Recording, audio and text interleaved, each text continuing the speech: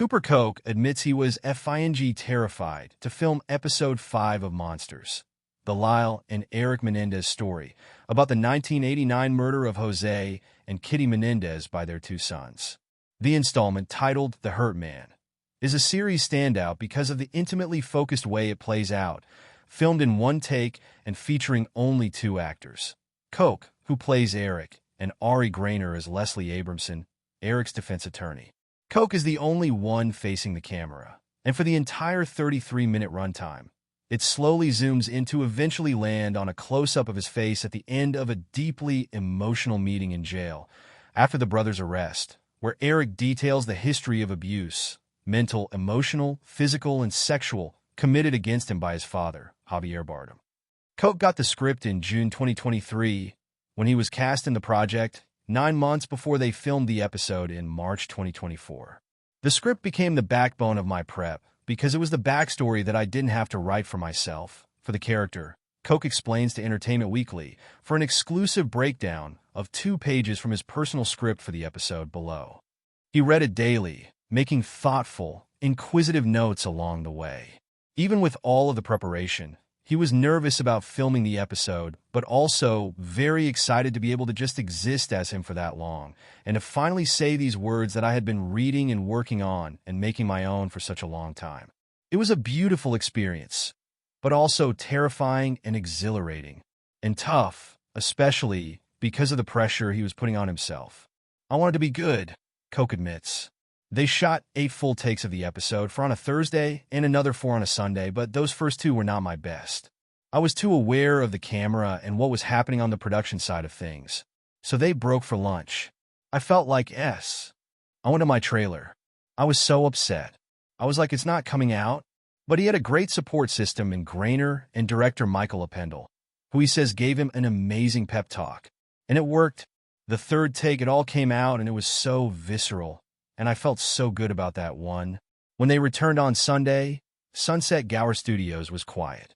The second unit that had been filming other scenes on Thursday was off, and the lot was peaceful otherwise, giving them a chance to focus in a way they couldn't previously. Every take that day was different and alive and interesting, and I felt more confident having done the first day, Koch recalls. He also had a chance to watch footage and noticed that he didn't like how the episode ended, with his face in profile as he looked at Grainer. So he made an adjustment, angling his face more toward the camera while maintaining an introspective glance. I'm not necessarily looking at her or talking to her, but I need to be positioned so that the camera can see what's going on, he explains, and then I could just dart my eyes over to her because it looked more cinematic. The last of the 8 takes is what made it into the episode, which he's seen 5 or 6 times, but not since the series debuted on September 19th. I rented a theater with my family and some friends, and we binged the entire show together. He says, I haven't watched it again. Will he give it another go at some point? He says he's been thinking about watching it alone at home. The show is sort of a yearbook for me of this time in my life that I so cherish and love so much, and had some of the most amazing friendships and experiences. Below, Koch, who recently earned a Golden Globes nomination for his performance, shares pages 1 and 10 of his script, as well as personal behind-the-scenes above, exclusively with EW, breaking down various aspects of his character and process. At the top of the page, Koch noted a line he says near the end of the script, "What way you are and what way you're supposed to be." That line, when I read it for the first time, and it even still makes me emotional, Koch says, his voice quivering as he stops to hold back tears.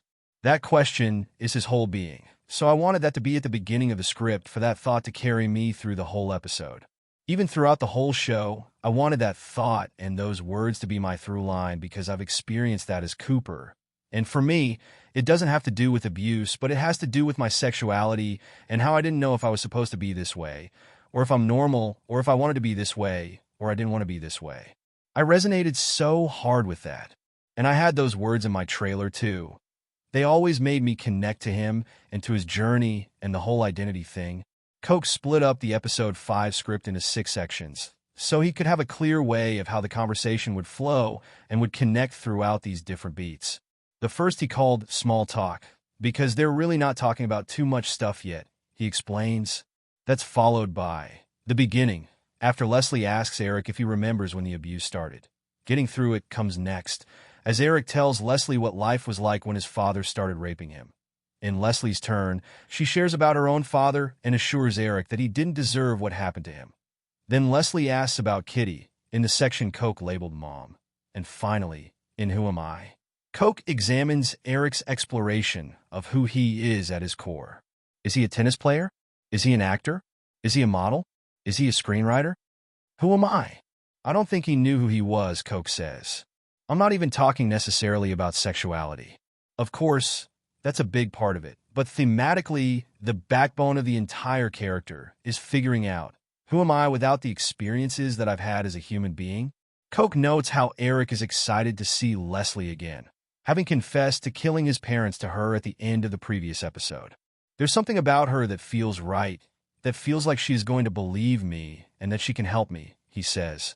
He's in a cell by himself all day, not talking to anybody, and then gets pulled out for this conference to talk about what's going on with someone who he can maybe trust and be able to communicate with. So if you look at it in that sense, I was imagining it would feel refreshing for him, daunting to talk about this stuff with her, but also at the same time, refreshing because there's maybe progress that could occur or there's a further development for getting out of there. He started to know that something was not right, that what was happening was not normal. Koch says of Eric's admission to Leslie.